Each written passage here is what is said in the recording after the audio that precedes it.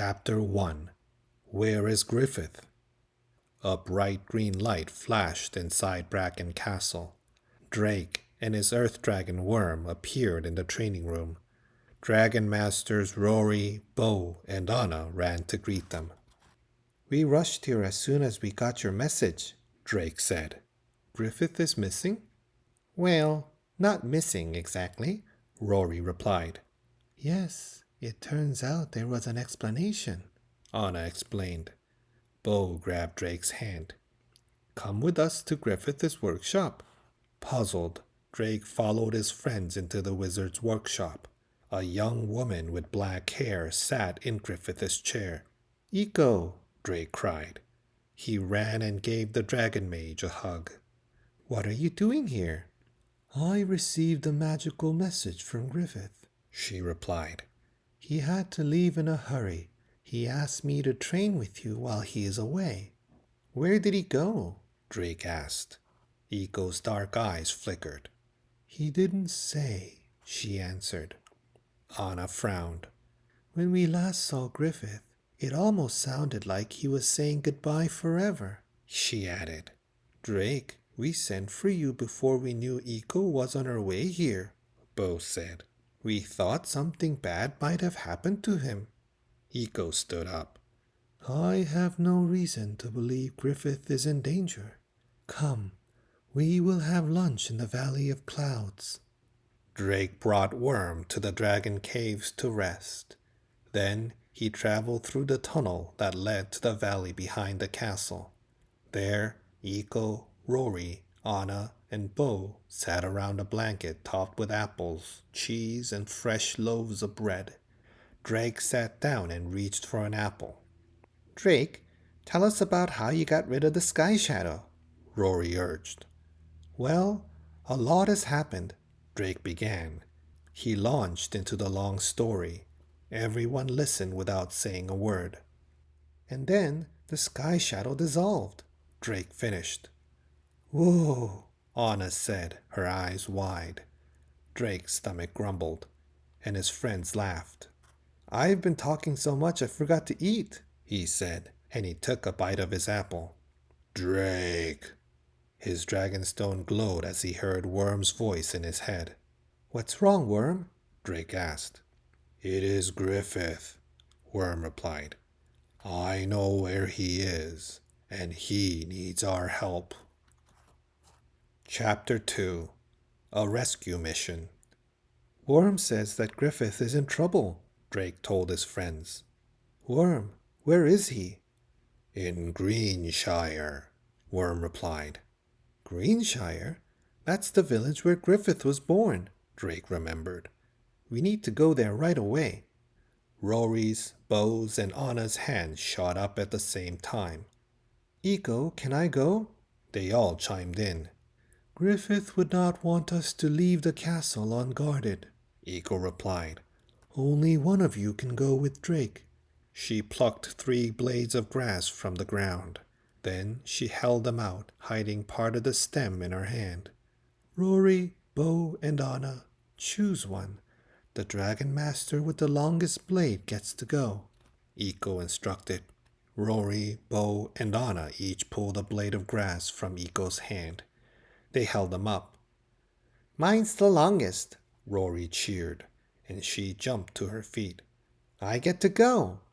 "Congratulations, Rory," Bo said. "Bring Griffith back safely," Anna added.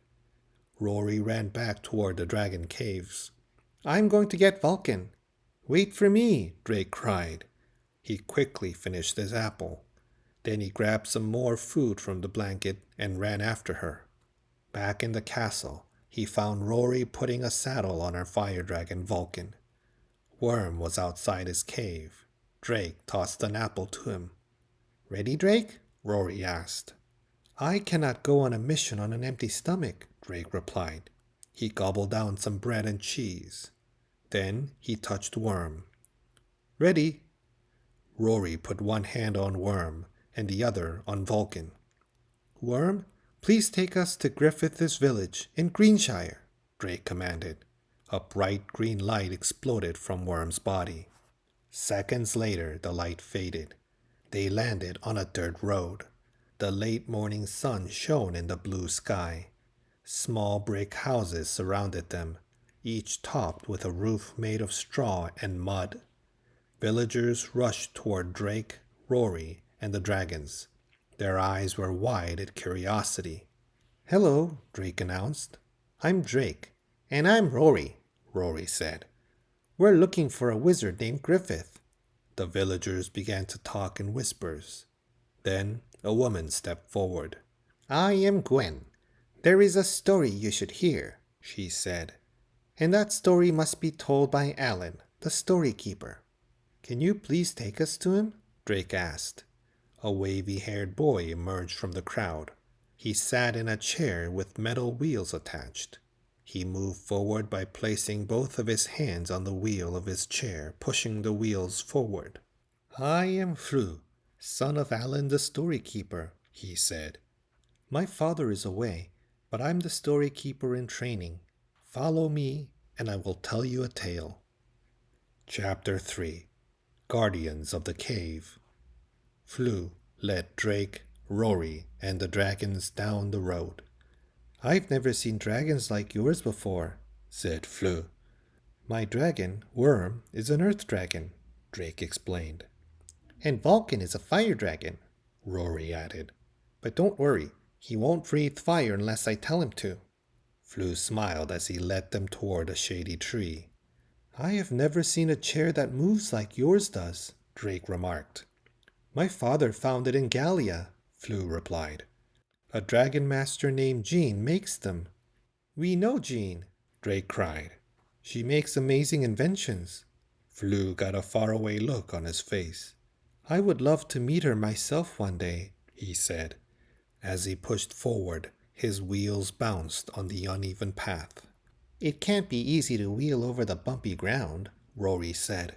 "It's better to be bumpy than not to go anywhere," Flu replied. "When I was a baby, I had an illness. I got better, but that is the reason my legs don't work and I need this wheelchair to get around. Before I got this, my mom or dad would have to carry me or pull me around in a cart. Now I have more freedom because I'm able to push this chair myself." He stopped at the tree. "There," Flu said. "Have a seat. I have a tale to tell you." Drake, Rory, and their dragons sat in the shade. Flu began the story. "Outside the village where the tree line ends and the sky meets the land is the Crystal Cave. The cave leads deep underground, but nobody can say how deep it goes. And crystals with magic powers grow inside the cave." Drake's eyes got wide. "Magical powers?" "Yes, like crystals that can help you dream, or crystals that can give you confidence or good luck," Flu explained. "Those crystals must be very valuable," Rory remarked. "They are.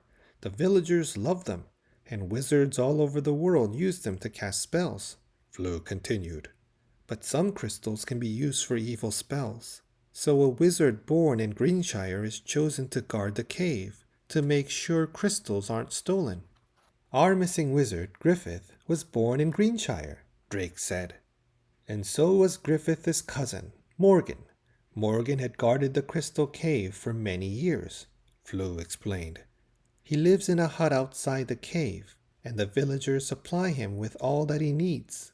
But 1 week ago, when Gwen went to bring him vegetables, he was gone, and the cave was as silent as a tomb." "Oh no!" Rory cried. "Sadness swept through the village," Flu went on. "Morgan is very kind, and people were worried. My father and the others are out searching for Morgan. A message was sent to Griffith, asking him to guard the cave until Morgan was found. Griffith came right away, but just yesterday he disappeared too." Drake shivered. "It sounds like something bad has happened to them both," he said. "There is hope, though. Worm can sense that Griffith is here somewhere." "Then we must search for him," Flu agreed. "We must make sure both wizards are safe, and also the Crystal Cave must be protected. There are no more wizards in Greenshire to watch over it." Rory jumped up. "Can you take us to the cave right now?" Flu shook his head no. I can give you directions, but I would slow you down. The terrain is rough, and I would need to take breaks to rest my arms. Drake pointed to Worm. Don't worry, Flu. I know an easy way we can all get there. Chapter 4. Looking for Clues. Drake put his hand on Worm. To travel with us, you just need to touch Worm, he explained to their new friend. Flu grinned. I saw before how you all appeared in a beautiful green light, he said, touching Worm's tail. Is that how we will get to the cave? Yep, Rory said. She climbed on Vulcan's saddle and touched Worm's back. Worm, take us to the crystal cave, Drake cried. Green light flashed, and seconds later they arrived on a big flat slab of rock in front of a cave entrance. Flu looked down at his wheelchair. I'm still in one piece, he exclaimed, but my stomach feels fluttery. I've never gotten used to that feeling, Drake admitted. Flu gazed around. This is a very exciting beginning to a brand new story. Flu and the Dragon Masters explore the Crystal Cave. Rory walked toward a small wood hut. Is that where Morgan lived? Yes. Griffith probably stayed there too, Flu said, following her. Rory stepped inside. Flu stopped. I can't do stairs with my wheelchair, but you should go in, Drake. I never thought about how easy it is to get around with my 2 legs, Drake thought as he followed Rory inside the hut. I wonder if Flu feels frustrated when there are places he can't get into. The tiny space contained a cot, a table, and chair, a fireplace, and shelves filled with books. One book sat on the table. Rory picked it up. Griffith's journal, she said. Maybe there's some clue in here about what happened to him. Let's bring it outside so Flu can see it, Drake suggested. They left the hut, and Rory turned to the last written page in the journal. This morning I will continue my search of the Crystal Cave, she read aloud. I believe something terrible has happened to Morgan, and the answer I seek may be there. Drake turned to Flu. Can you come inside the cave with us? The path leading into it looks smooth, Flu replied. I'd like to try. The cave entrance was tall enough for the dragons to pass through. They all entered a large chamber. Sunlight poured through the entrance and lit up the space inside. Crystal grew down from the ceiling, out of the walls, and up from the floor. They sparkled as the sunlight hit them. This place is called a grotto, Flu explained. It's the top layer of the cave. Drake gazed at a pale yellow crystal. There's so many crystals, and so many different colors. Does each kind of crystal have a different power? Rory asked. Yes, Flu replied. Those red ones give you energy, and these light blue ones are calming. Mom's been looking for one for my baby sister. He plucked one from the wall and put it in his pocket. Drake walked past the dark purple crystal sticking out from the back wall. A long green thread dangled from it. This is odd, he said. It's a green thread. Like Griffith's robe, Rory cried. He must have snagged it on the crystal. Flu wheeled over to them. That is an interesting twist of the plot. I know this crystal. It helps you protect secrets. I wonder what secret it is guarding. Flu reached out. When his fingers touched the crystal, it glowed. There, a dark purple outline of a door appeared on the wall. Push on the door, Rory urged. Flu pushed and wheeled inside. It's a hidden chamber, he called out. Chapter 5. The Cave Secret. Drake and Rory entered the hidden chamber. Worm and Vulcan followed them. I think this is a map of the cave, Flu said, pointing to a large drawing carved into one wall. I think you're right, Rory agreed. It shows all the layers. The grotto is on top. Flu pointed to the lowest level. Look, that's a dragon. They all looked at the image of the dragon. Energy line extended from the dragon all the way up to the grotto. Does this mean a dragon lives in the crystal cave? Drake asked. There are no stories about a dragon living here, Flu replied. Unless... No, it can't be. What are you thinking, Flu? Rory asked. Well, I have seen a crystal dragon in my dreams, Flu explained. When story keepers sleep, we sometimes go to a dream world that feels real. I am still training to be a story keeper, but I have been to that world, and that is where I have seen the dragon on that map. Just then, Drake's dragonstone glowed.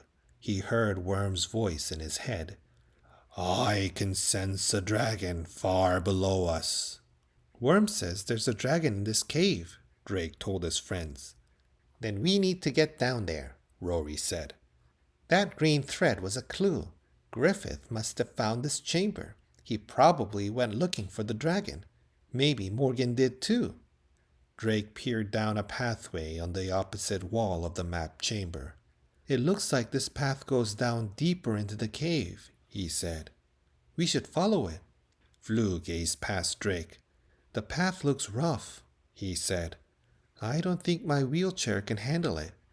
We need you with us, especially since it sounds like you have some kind of connection to this dragon, Drake said.